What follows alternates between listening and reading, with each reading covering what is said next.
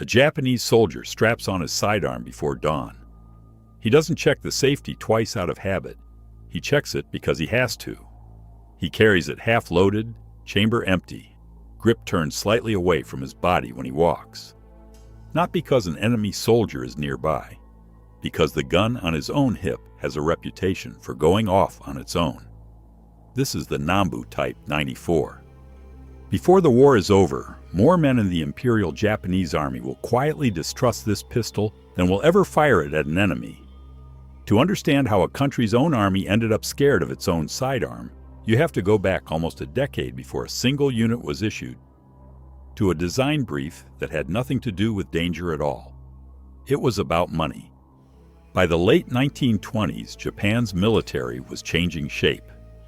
Infantry officers already carried a proper sidearm, the Type 14, a solid, fairly well-regarded pistol, modeled loosely on European designs. But a new kind of soldier was showing up in the ranks. Tank crews folded into cramped hulls, air crews strapped into cockpits with barely enough room to breathe, men for whom a full-size service pistol was dead weight and an awkward reach. The Army wanted something smaller, something cheaper, something that could be stamped out fast if a real war ever demanded volume. The man handed that problem wasn't some anonymous ordnance committee. It was Kijiro Nambu, the designer behind Japan's earlier service pistols. Except by now, he'd left the Army and was running his own manufacturing company. That detail matters more than it sounds. He wasn't designing for glory anymore. He was designing to win a contract against a budget on a deadline for a customer that wanted less gun for less yen. So the brief was blunt. Take what worked before and cut it down. Smaller frame, fewer machining steps, less material per unit. A pistol built to be manufactured fast, not admired. And here's where it gets interesting, because none of that, on paper, sounds like a recipe for a dangerous weapon. Cutting cost usually just means a worse shooting gun, a cheaper finish, a shorter warranty on quality. Nobody sits down and says, let's make something that might fire itself. That's not how bad engineering usually happens. It happens in small trade-offs, each one reasonable on its own, that add up to something nobody fully accounted for. One of those trade-offs was space. To shrink the pistol's overall footprint, the internal mechanism had to be rearranged. And one particular part, the sear, the small internal piece that actually releases the firing pin when you pull the trigger, didn't have anywhere clean to go. On most pistols, the sear lies buried inside the frame, protected by steel on every side, something you'd never touch by accident even if you tried. On this design, to save space and machining time, it ended up sitting on the outside, exposed, running right along the flank of the frame, in a channel that any hand gripping the gun would naturally wrap around. Nobody flagged it as a problem.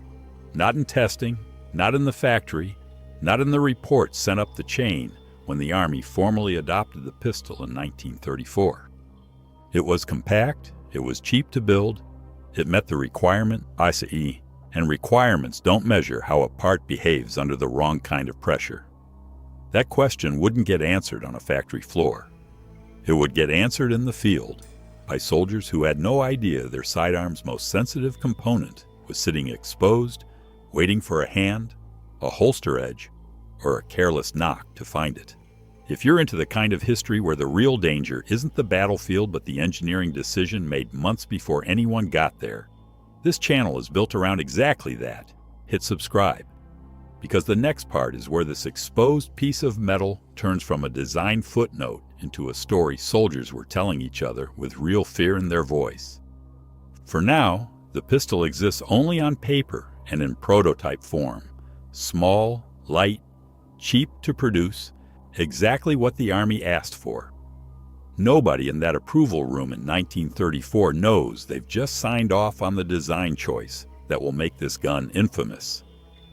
They think they've solved a budget problem. They have no idea what they've actually built. The pistol that came out of that approval process didn't look dangerous. It looked awkward. A tapered grip, a bulbous rear end where the bolt housing sat, sharp edges instead of smooth curves.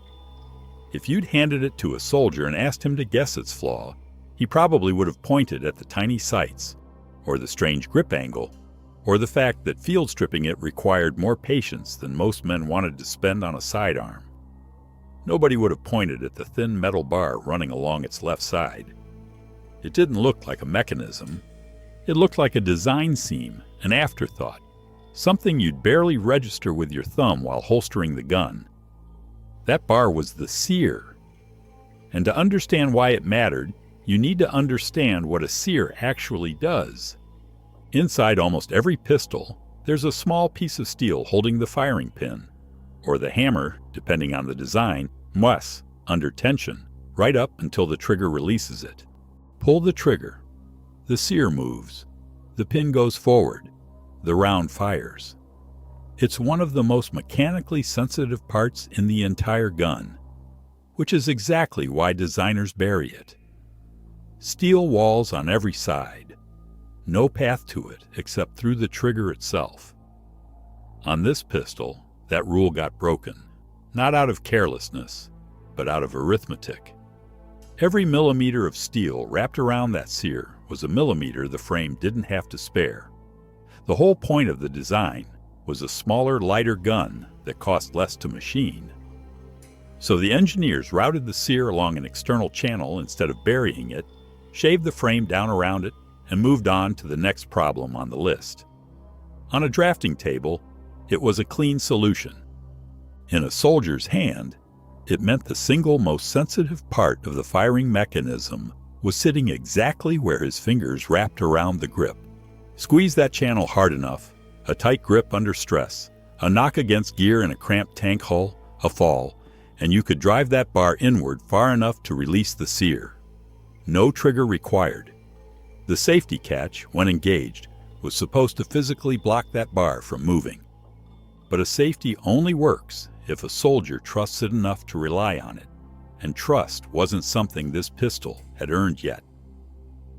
Here's the part most people get wrong when they tell this story, though. The Type 94 wasn't the only pistol of its era with an exposed sear. Germany's Luger, one of the most respected sidearms in the world at the time, used a similar idea. A sear that travels along the outside of the frame, held back from firing only by the safety catch. Japanese ordnance engineers weren't inventing recklessness out of nowhere. They were borrowing a known mechanical layout. What they didn't inherit was the Luger's decades of refinement, tight tolerances, and earned trust. The Type 94 arrived on a fraction of that budget, built by a company still proving itself, and it would be judged in the field against a design nobody was in the mood to forgive for merely looking similar. Pair that geometry with the rest of the gun specs, and the picture gets stranger. The cartridge chosen for it, a proprietary 8mm round shared with earlier Nambu designs, was deliberately weak, chosen specifically because a smaller, softer shooting round let the whole gun shrink further. Less recoil meant a smaller frame could handle it, which meant less material, which meant lower cost. The magazine held just 6 rounds. Every choice fed the same goal: small, cheap, fast to build.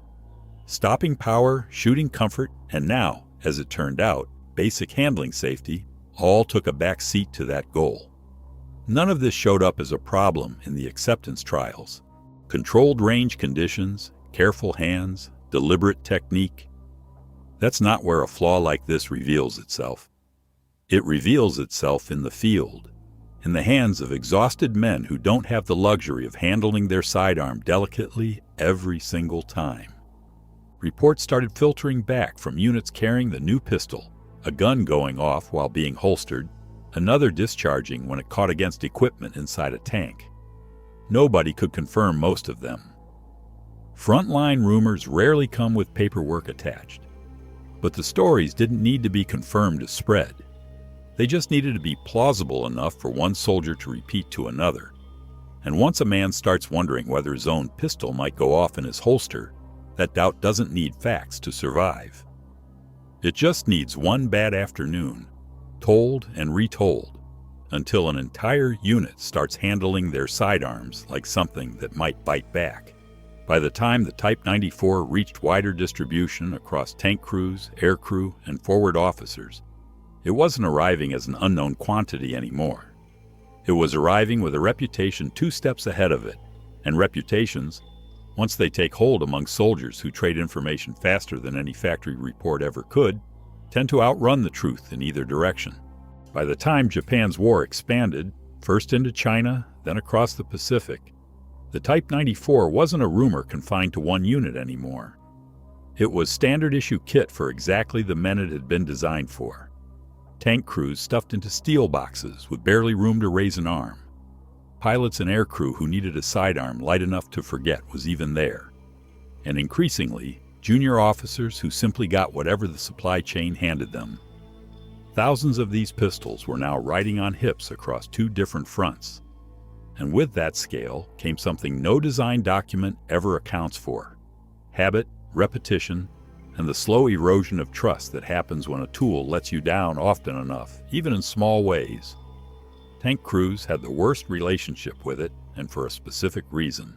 A turret interior is one of the least forgiving environments imaginable for a sidearm, with an exposed mechanism.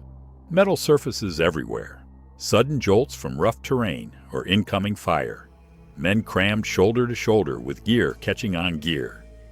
A pistol holstered against a hull wall during a hard maneuver had every opportunity to get struck exactly where it was most vulnerable.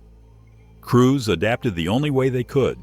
They carried it with the chamber empty, not per regulation as a personal workaround passed between men unofficially, the way soldiers hand down any piece of survival knowledge the manual doesn't cover.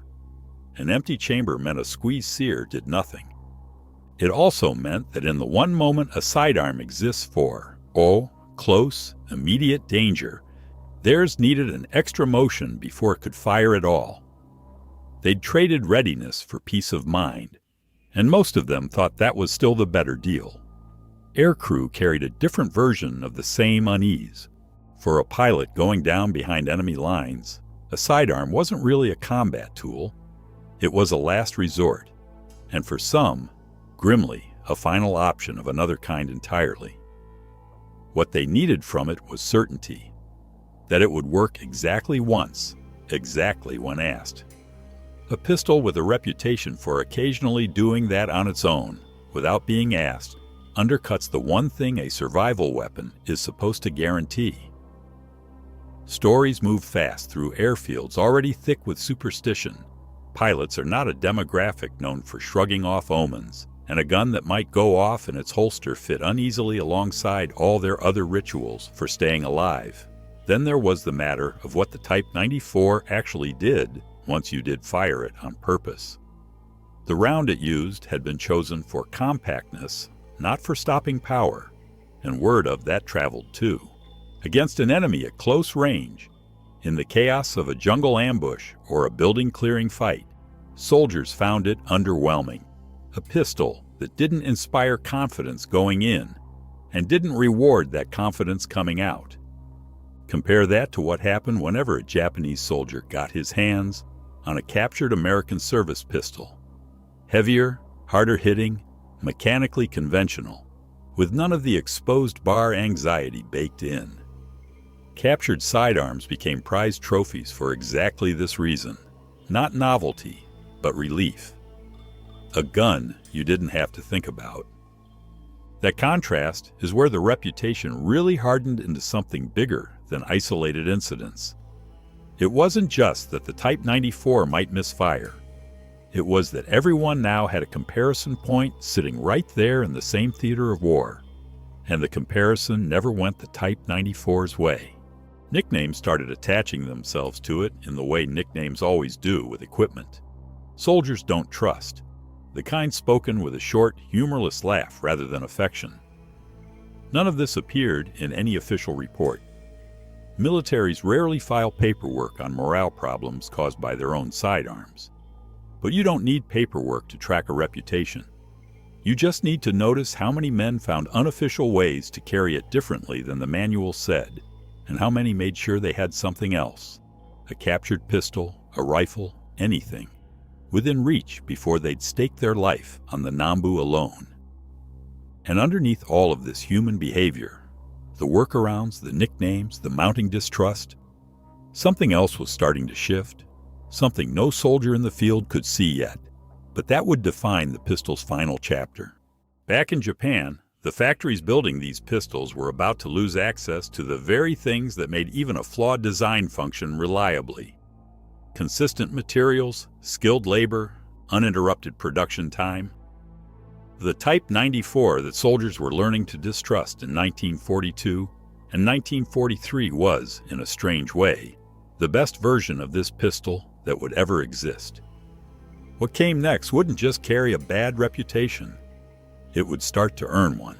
By 1944, the war Japan was fighting had changed in a way that reached all the way down to the factory floor building this pistol. American bombing raids were hitting industrial centers directly now.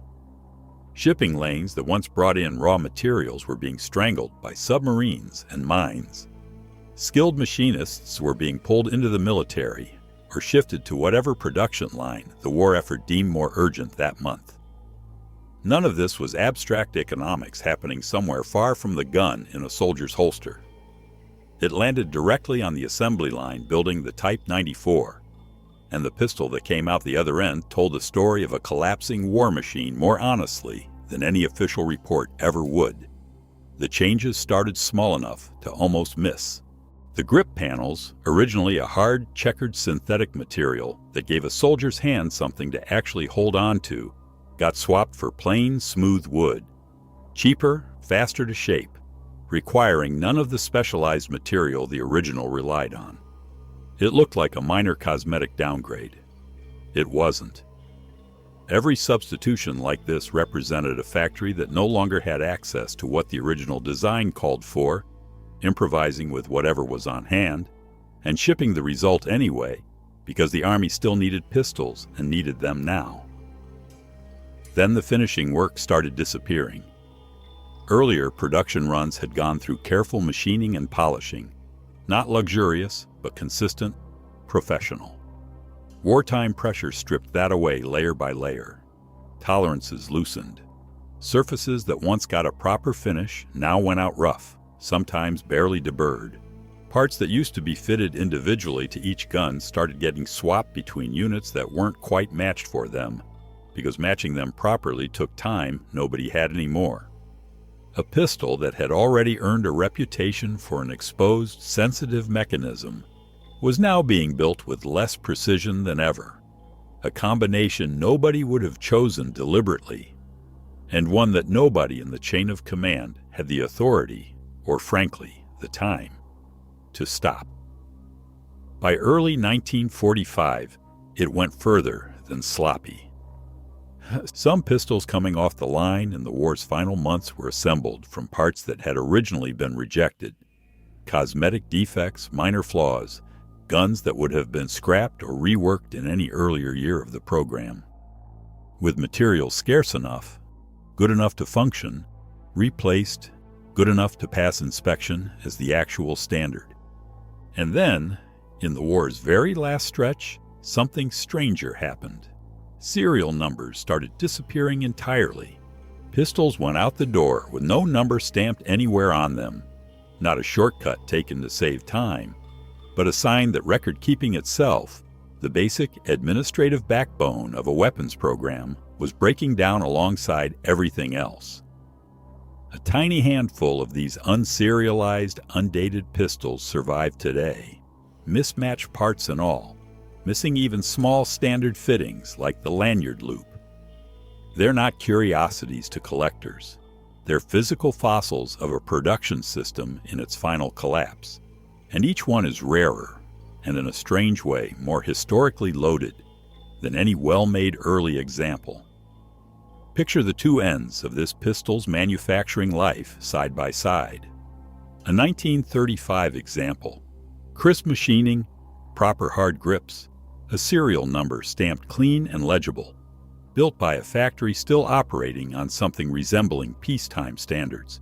A mid-1945 example, rough surfaces, mismatched salvage parts, smooth wood grips cut fast, No serial number at all.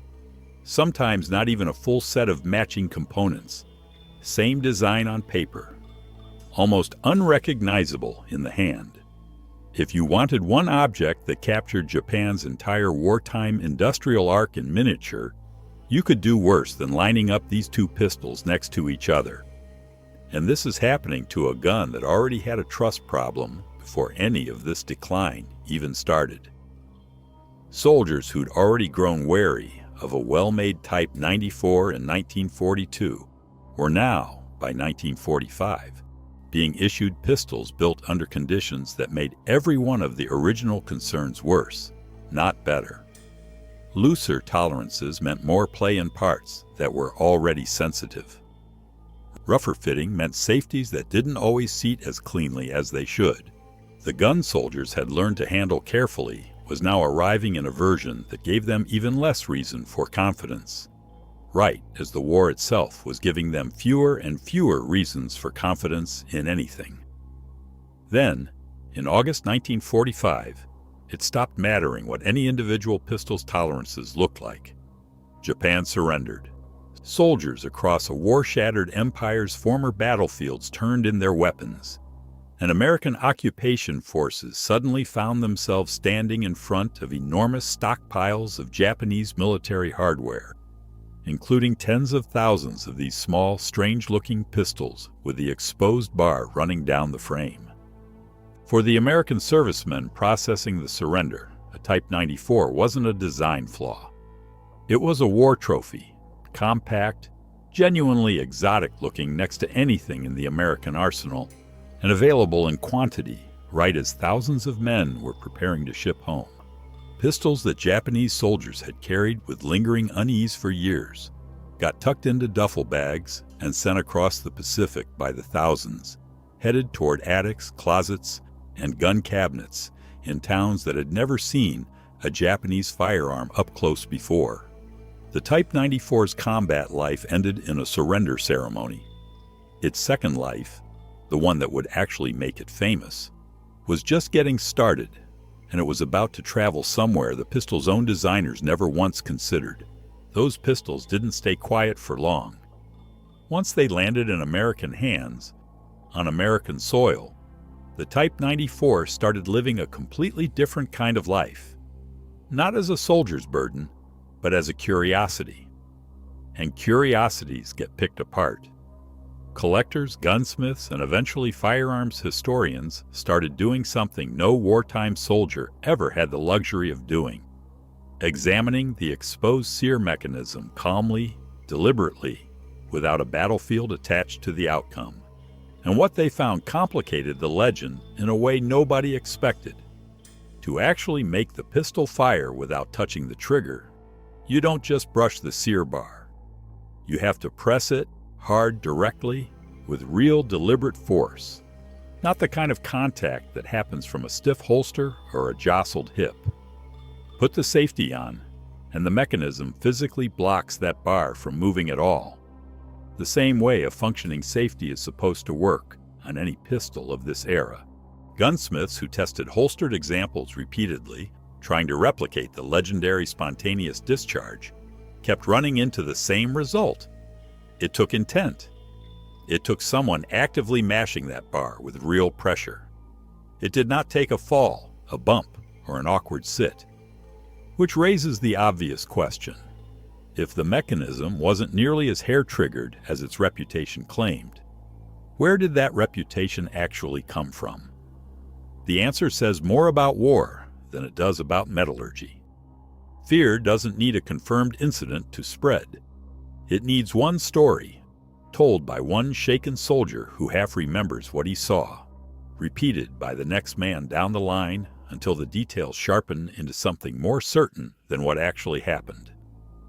A single mechanical failure, real or imagined, traveling through a unit under constant stress, in a theater where soldiers were already primed to distrust cheap, oddly built equipment, was enough to calcify into gospel.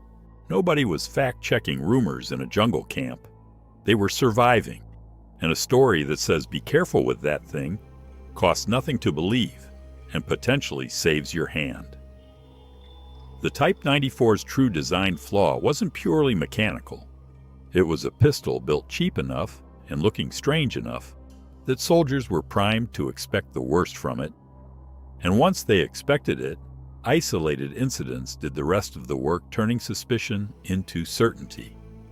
That doesn't mean the gun was actually good. It wasn't. The sights were still nearly useless. The grip still didn't sit right. The round remained weak, the magazine small, and disassembly a genuine hassle that frustrated even patient soldiers. Late war examples really were built to a standard that should worry anyone handling one today. None of that was myth. What was mythologized specifically was the idea that the pistol might go off entirely on its own, with no provocation, a claim that under testing mostly falls apart. The Type 94 earned its terrible reputation honestly through dozens of smaller failures. The single most dramatic part of that reputation was the one part that turned out to be exaggerated. And here's the twist that gives this pistol its strange, lasting place in history. That exaggeration is exactly what made it famous. A merely mediocre pistol doesn't get remembered 80 years later. A merely ugly one doesn't either. But a pistol wrapped in a genuine wartime legend. The gun Japanese soldiers were afraid to carry. That's a story people repeat long after the mechanical nuance gets lost along the way. Today, the Type 94 isn't just a footnote in books about World War II sidearms. It's one of the most discussed handguns of the entire war, dissected in collector forums, tested on camera by modern gunsmiths, referenced in documentaries, and, ironically, in the very kind of video you're watching right now. It shows up in films and games as instant shorthand for unreliable enemy weapon, an entire mythology compressed into a single prop.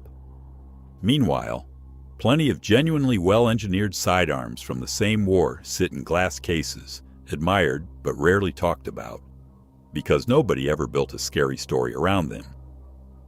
If any of this made you want to go down the rabbit hole on other weapons with reputations bigger than their actual mechanics, the ones history remembers for the wrong reasons, that's the entire premise of this channel. Subscribe, and the next one lands in your feed the moment it's out.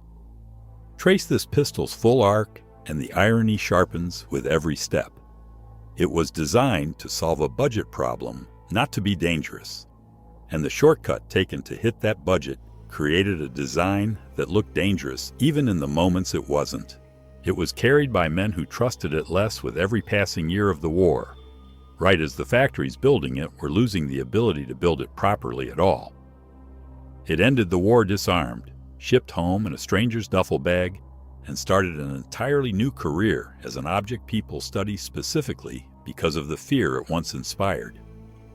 Every part of its identity, cheap, flawed, feared, infamous, traces back to a single decision made around a drafting table nearly a century ago, when an engineer looked at a shortage of space and steel and decided the sear bar could go on the outside. Nobody in that room thought they were creating a legend.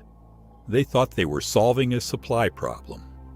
The gun that came out the other end outlived every soldier who ever distrusted it, every factory that ever built it, and the empire that ever issued it. Famous in the end, not for what it did, but for what soldiers were convinced it might do.